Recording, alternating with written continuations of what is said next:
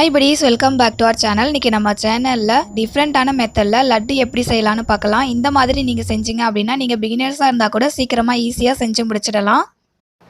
லட்டு செய்யிறதுக்காக எண்ணெயும் தேவையில்லை, அதே போல் பூந்தியும் பொரிக்க தேவையில்லை. கடலை பருப்பு அது கூட இன்னும் 2-3 பொருள் இருந்தாலே போதும், ஈஸியாக செஞ்சு முடிச்சிடலாம். வரைக்கும் நம்ம சேனலை சப்ஸ்கிரைப் பண்ணாதவங்க கண்டிப்பாக சப்ஸ்கிரைப் பண்ணிக்கோங்க. சப்ஸ்கிரைப் பண்ணிட்டு பக்கத்தில் இருக்க பெல் ஐக்கானை கிளிக் பண்ணிட்டு ஆல் என்ற ஆப்ஷனை செலக்ட் பண்ணிக்கோங்க. அப்போ தான் நான் அப்லோட் பண்ணுற வீடியோஸ் உங்களுக்கு நோட்டிஃபிகேஷனாக வரும். இப்போ வாங்க வீடியோக்குள்ளே போயிட்டு எப்படி செய்யலான்னு பார்க்கலாம். ஒரு பவுலில் 1 கப் அளவுக்கு கடலைப்பருப்பு சேர்த்துக்கிட்டு கழுவி எடுத்துக்கலாம்.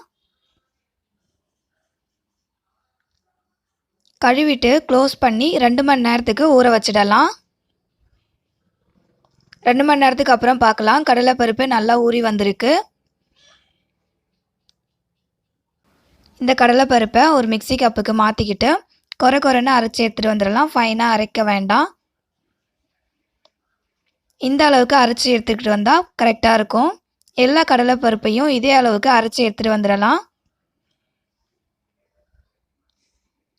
நெக்ஸ்ட்டு ஸ்டவ் ஆன் பண்ணிவிட்டு ஒரு பேன் வச்சுக்கலாம். பேன் சூடானதும் 4 டேபிள் ஸ்பூன் அளவுக்கு நெய் சேர்த்துக்கலாம்.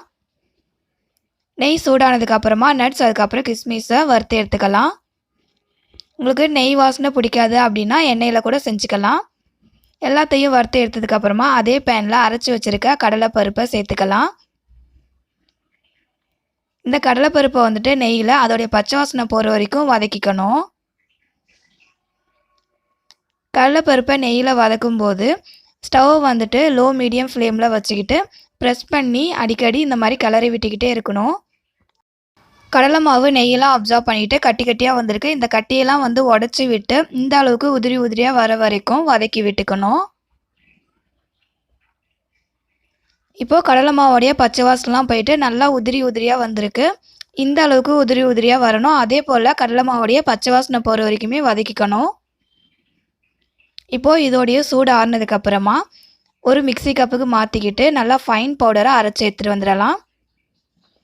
சர்க்கரை பாகு செய்கிறதுக்காக ஒரு கடாயில் 3/4 கப் அளவுக்கு சர்க்கரை சேர்த்துக்கலாம்.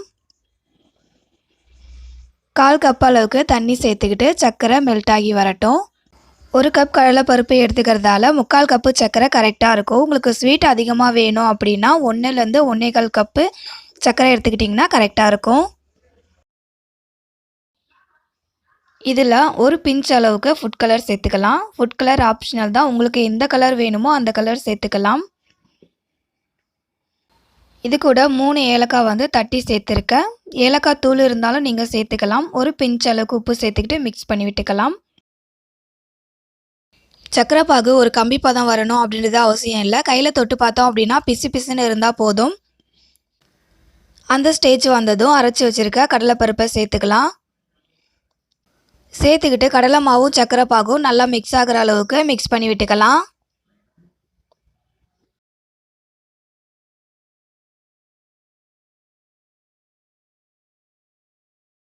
சர்க்கரை பாகும் கடலை மாவும் நல்லா மிக்ஸ் ஆகி வந்ததுக்கப்புறம் நெய்யில் வறுத்து வச்சுருக்க நட்ஸ் அதுக்கப்புறம் கிஸ்மிஸ் சேர்த்துக்கிட்டு மிக்ஸ் பண்ணி விட்டுக்கலாம்.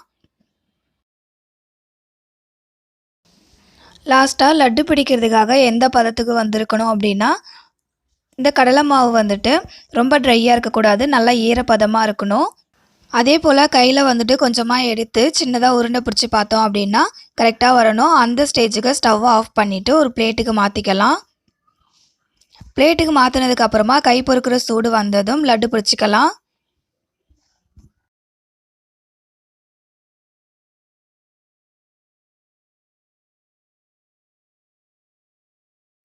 அவ்வளோதான், பர்ஃபெக்டான லட்டு வீட்லேயே குயிக்காக ஈஸியாக செஞ்சு முடிச்சாச்சு. இந்த வீடியோ உங்களுக்கு பிடிச்சிருக்கும்னு நினைக்கிறேன். பிடிச்சிருந்ததுன்னா மறக்காமல் லைக் பண்ணுங்கள், உங்கள் ஃப்ரெண்ட்ஸ்க்கு ஷேர் பண்ணுங்கள்.